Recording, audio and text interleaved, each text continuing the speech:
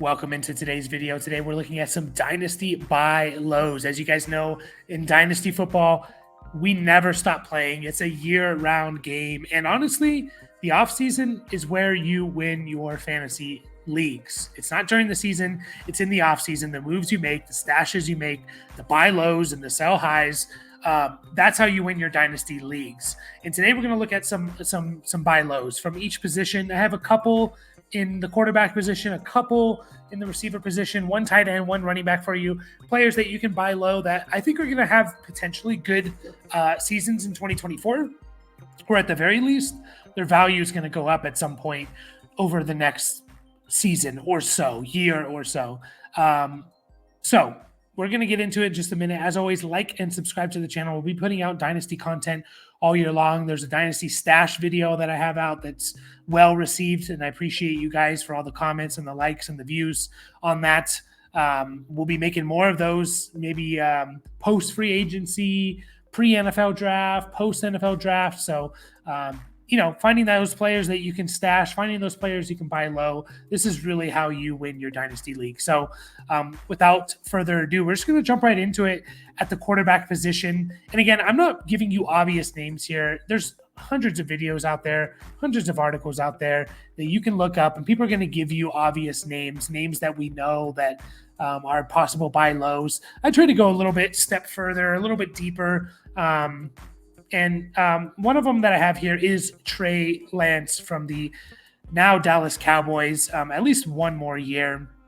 Obviously we know the story of Trey Lance, drafted as, third quarterback in the draft.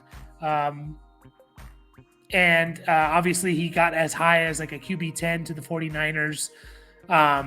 And then he plummeted, and he's plummeted ever since, obviously, because we just haven't seen the guy play. We hardly saw him play in college. We've seen him play 4 or 5 games in the NFL, and there's a reason why he's plummeted all the way to, as you can see below, QB 35. And to me, the way I'm looking at it is I think Trey Lance is going to get another shot. I think it's virtually impossible for any NFL team to at least not give the guy one more shot. I'm not saying it's going to be with the Cowboys, could be with another team. He's going into his 4th year. So unless they give him the 5th year option, which I don't know if the Cowboys would do that with Dak as their quarterback, he's going to be on another team. Now, this might not be until 2025. It could be in 2024 if Dak gets hurt, whatever. My point is, you can essentially acquire him, and this is according to Keep Trade Cut, by the way, the QB 35 value. You can essentially acquire him for an early 4th round pick in a rookie draft. Go back and look at your rookie drafts, whether you've been playing 1 year, 10 years, whatever. Go back and look at your rookie drafts and tell me how many 4th round picks actually panned out. I would say you're lucky if you get 1 or 2 a year that pan out in the 4th round. So my whole thing here is, why not send a 4th round pick, see if you can get Trey Lance, and I think his value is going to spike at some point in the next year or so. It might not be until 2025 free agency where he signs with another team. It might not be, it could be in the middle of the season if Dak gets hurt, whatever. I think his value is going to spike. And at that point, if you want to just sell him, then sell him. As soon as his value spikes, you can sell him. You spent a 4th round pick. He's going to take over for Dak for 3 games. You get back a 2nd round pick or a high 3rd round pick. You got return on your investment, right? That's my whole point. And even if you don't sell him, who knows what we have with Trey Lance? We literally don't know the type of quarterback Trey Lance is going to be. Now, there's a lot of signs that kind of point to maybe he's not going to pan out in the NFL, but even if he gets a year of starting, he gets a chance somewhere, he gets a year of starting, I think he's going to be a solid fantasy quarterback because he can run. And honestly, early 4th round pick for a quarterback, an entire year of a quarterback in a super flex league, I would take that in a heartbeat. So if I could rent a quarterback for even just a year, even for just 6-7 games for a 4th round pick, I would do that in a heartbeat. So I like the idea of buying Trey Lance. My only issue is if Trey Lance is still on the team that drafted him all the way back in your 2021 rookie drafts, I believe it was, It's probably going to be hard to get them because they've been holding on to him for over almost 3 years now, and they obviously spent maybe the 102, 103 on him, and so they're probably just like, I'm just going to die with this ship and ride it out. So if you can get them, see if you can. Again, I'm trying to give you not so obvious names here, a little bit outside the box. You can go and find hundreds of videos of people telling you to buy low on Justin Fields or something like that. But, that's an obvious big name here. So another quarterback I have for you is Drew Lock from your Seattle Seahawks. Currently as the QB 44, so even lower than Trey Lance, which, again, makes sense. So you can get him for even less than an early fourth-round pick, a mid to late fourth-round pick, essentially. Or here's the situation with Drew Lock. Drew Lock, as we know, was the Broncos quarterback for, a couple of years there. He was a second-round pick, a pretty early second-round pick, I believe. Yeah, pick 42, so 10 picks into the second round. He flashed at times in Denver. I think he had a good first season starting, looked okay, and then just it didn't really pan out. Went to Seattle. People thought he was going to be the quarterback for Seattle heading into the 2022 season. And then he got COVID. Before preseason, or right as preseason games were starting, missed, I think, the first or second preseason game. And then Gino basically hit the ground running, took over that job. And that's what we know. Drew Lock is a free agent heading into this 2023 season. Someone's going to bring him in as their backup. Excuse me, guys. Someone's going to bring him in as their backup at worst. And maybe, just maybe, they're going to give him a shot at the quarterback position. They're going to give him a camp battle with a rookie or with the veteran or whatever. Just go and look at the list of NFL teams that need quarterbacks. Okay, I'm going to go down the list real quick. Washington, New England, the Giants, possibly Tennessee, Atlanta, the Jets, once Aaron Rodgers is gone, maybe 1 or 2 more years of him, potentially Minnesota if they don't have Kirk Cousins. Denver needs a quarterback. The Raiders need a quarterback. The Saints post Derek Carr, maybe 1 more year of Derek Carr, and the Raiders need a quarterback. The Saints need a quarterback. Seahawks potentially. I mean, he's not going to go to the Seahawks, but Tampa Bay. What do they do with Baker Mayfield? Pittsburgh. I just named you a third of the league that needs quarterbacks. They're not all going to find quarterbacks in the draft this year.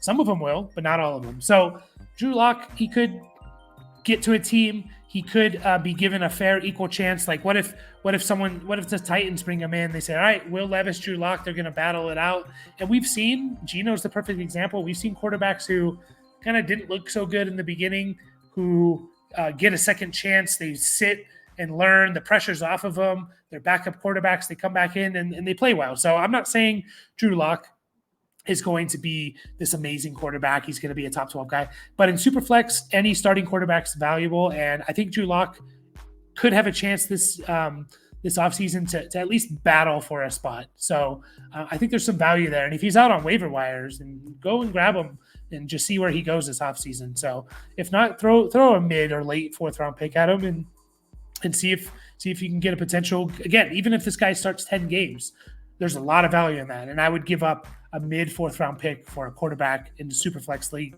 that's going to start 10 games for me. There's value. So next on my list here, we have we're heading into the running backs. Just one running back for us. Running backs are a little hard to find here. Guys, a little bit outside the box that I wanted to mention here is Antonio Gibson. Currently the RB 49, according to Keep Trade Cut. He averaged 6.5 points per game in half PPR last year. Obviously, he's a little bit better in PPR. But the thing with Antonio Gibson, such a weird career. So, he's a wide receiver at Memphis, comes into Washington. I don't think he was drafted, or he was drafted. Oh, yeah, he was drafted in the 3rd round. I was thinking of someone else. He was drafted in the 3rd round, came into Washington, took over that job for Washington that first year, and he was actually pretty good his first year. He had just over 1,000 total yards. He had 11 touchdowns. He had 36 catches. He wasn't like, holy crap, he's the most amazing guy ever, but he was just like a solid player. Just double checking where he finished in 2020. He was the RB 12. That's really good. And he missed 2 games. Yeah. And then 2021, he gets an even bigger role. He gets more carries, he gets more catches, he scores 10 touchdowns again. He's the RB10. But they just didn't like him. Ron Rivera didn't like him. The offensive system didn't like him, whatever. He fumbled too much or whatever. He gets a little bit of a diminished role significantly diminished role in 2022. Still catches 46 balls. And then 2023, he still catches. The guy can catch, right? He's a former wide receiver. He had 48 catches last year. He has 172 catches over a 4-year career. If he gets to the right team, and a team that's going to use him creatively, and I'll give you an example of one of them, the Kansas City Chiefs. I know a lot of people like to project players going to the Chiefs, but look at what Jerick McKinnon did with the Chiefs in 2022. Are you telling me Antonio Gibson can't be a Jerick McKinnon type player, right? He can't be complementary to a complementary piece to Jonathan Taylor on the Colts. Yeah. Like he can't go to the right situation in a good team with a good offensive mind, and they use him properly. They give him kind of like a Tony Pollard light type of workload that Tony Pollard had in 2022. Right. So I'm talking 130 to 100 we'll say 130 carries with 50 catches. So we're talking 180 catches, 180 touches with 50 catches. You don't see that being a possibility for Antonio Gibson? Because I do. I see it as a possibility for sure. So he's still young. He's only 25. He'll be 26 heading into the 2024 season. He obviously doesn't have a lot of mileage on him. I just think he can, if he gets into the right system, and you want to do that. You want to make this move before free agency, because if he does go to the Chiefs, boom, value spikes, right? If he gets to the right team, boom, his value spikes, right? So, what if he goes to like Minnesota and is a pass catching man? Well, what if he goes to Denver? And we know what Sean Payton does with running backs throughout his whole career, and he's a better Samaje Perine, who I think caught like 40 balls this year. So I like the idea of a potentially acquiring Antonio Gibson, and you can essentially get him for like a mid-third. And again, go back and look at your third round the third round of your rookie drafts. There's a couple that hit, yeah, for sure, but not many, right?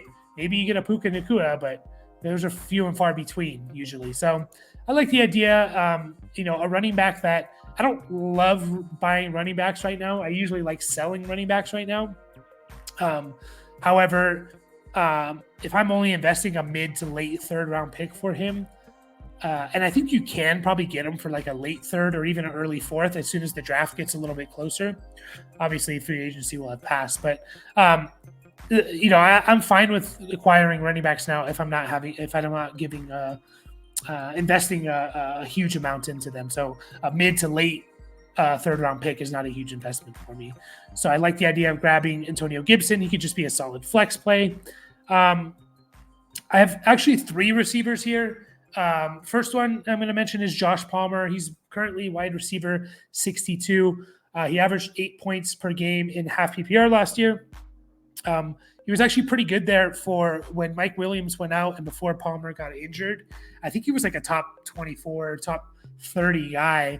And he was like that 2 years ago when Keenan Allen and Mike Williams are out for a 6-game stretch. He was, they throw the ball so much and have a good quarterback in Los Angeles for the Chargers that whoever's out there as the wide receiver 1 and 2 are gonna have good. They're gonna be top 30 guys at worst, in my opinion. So Josh Palmer, again, currently the wide receiver 62, says you can acquire him for roughly an early 24 third. If I could push that to like a mid 24 third, I wouldn't hate it. And the reason being is obviously this team has a new regime coming in.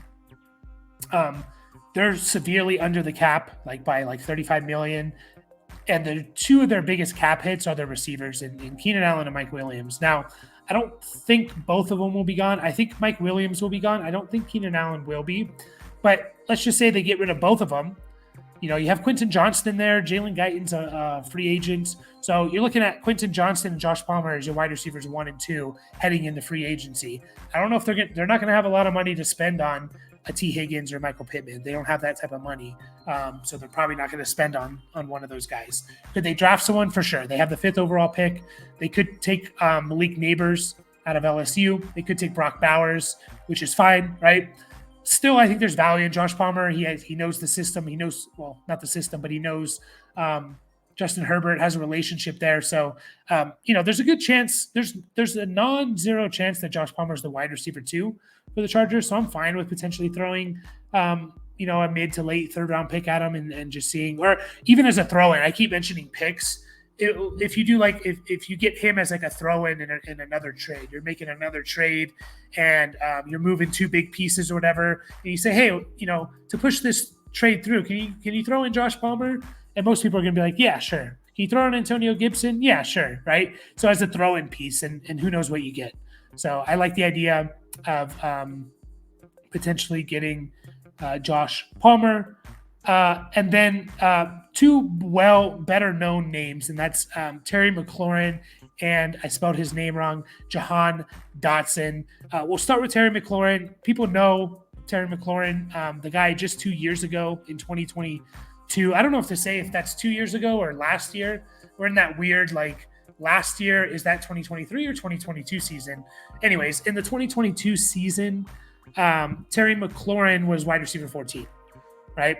And the few years before that, he was just a solid top 24 guy. He was wide receiver 25 in 2021, wide receiver 21 in 2020, wide receiver 27 his rookie year in 2019.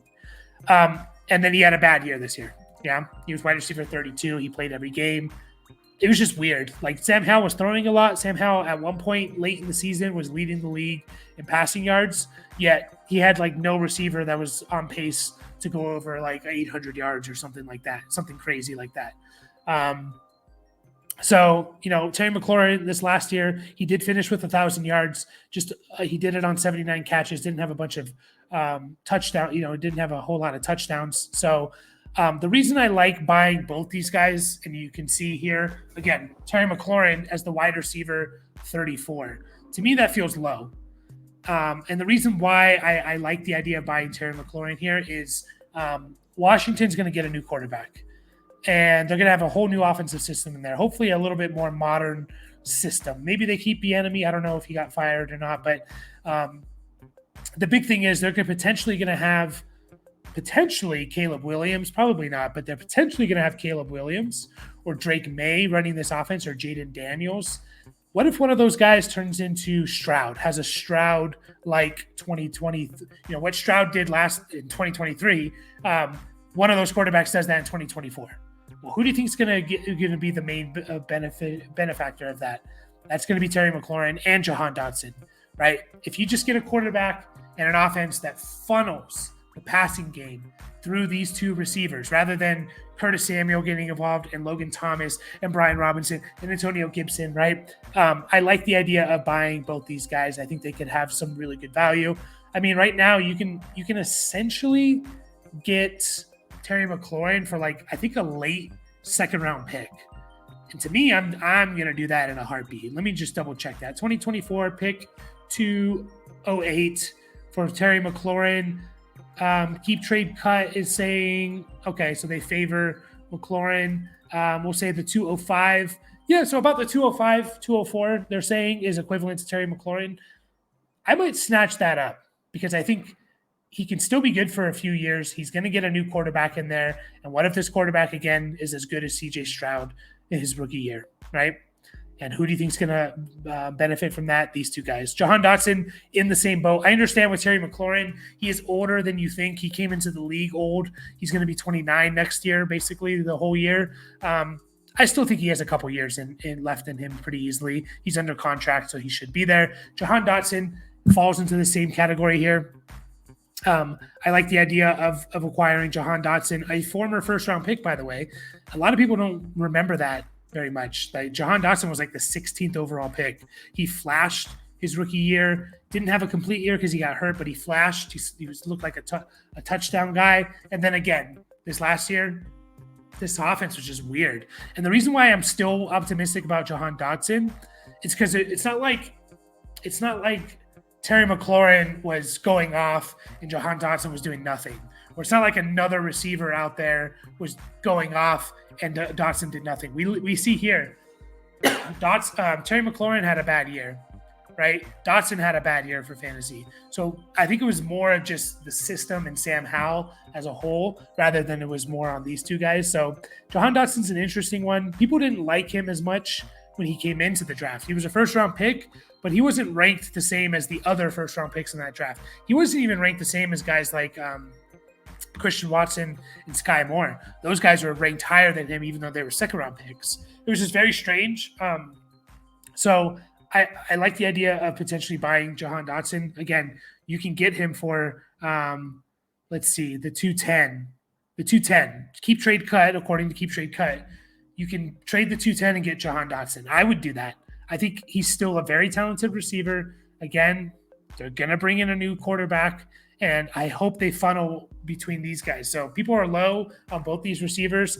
I wouldn't be surprised if both these guys are top 24 receivers. It wouldn't shock me if both these guys are top 24 or one of these two are like a top 15 guy. It wouldn't shock me. I'm not saying it's likely, but it wouldn't shock me. So I just like Jahan Dotson's talent a lot too. Okay, and then our last one here, we have a tight end, Chig Okonkwo. Tight end's a little tough, right? Because there's not many tight ends that make a difference once you get past like the top 8 to 10 tight ends. It's like all these other guys are just jumbled into one giant tier of like, well, they're not even really difference makers. I hope they just give me a consistent 7 or 8 half PPR points. Chig Okonkwo is an interesting one. I'm all for, if you don't have one of the top tight ends, you don't have a Laporta, a McBride, an Andrews, you don't have one of those guys, and you're in the Luke Musgrave, Pat Fryermuth, Dalton Schultz, Tucker Kraft range.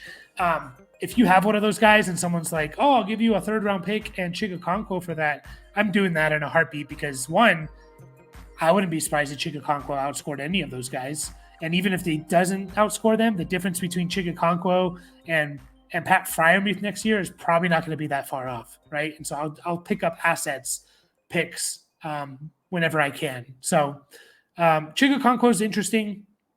He had a lot of hype his rookie year where he kind of came onto the scenes. He's an athletic receiving tight end.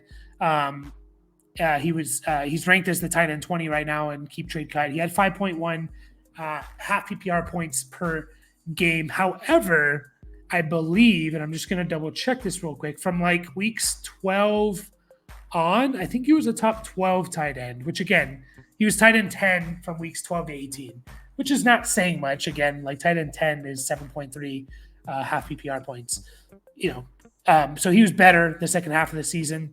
Again, this is another team.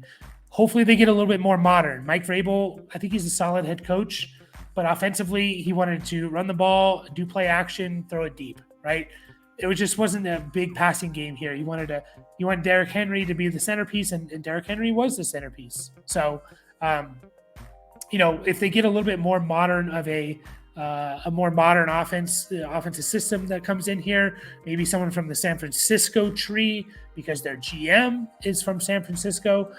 Maybe they get a coach like that, and you see the usage of Chig Okonkwo more. And Will Levis and Chig Okonkwo actually had a slight uptick. I think they were averaging about 4 or 5 catches and about 60 yards a game in the time that Will Levis was playing. So those are okay numbers. And just think about this Titans offense overall. DeAndre Hopkins, I think, is gone. I'm pretty sure. I'm just going to double check that. But DeAndre Hopkins is most likely gone. He signed a 2-year contract, but there's an out.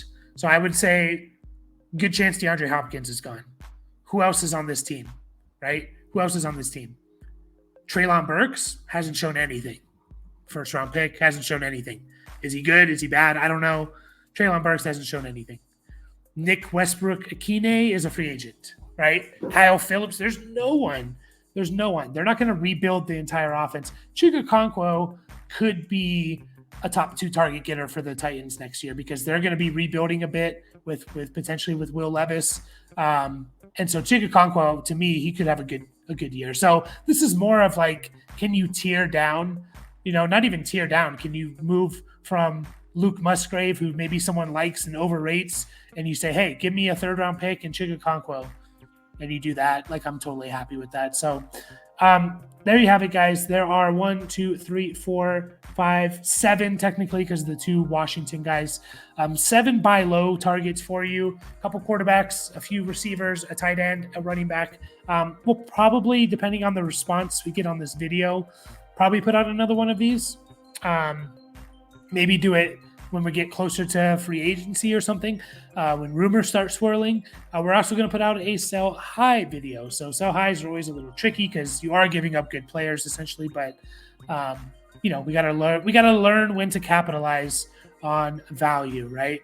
A good example is this last year, when Jaleel McLaughlin looked like he started to take over the backfield a little bit for Denver. I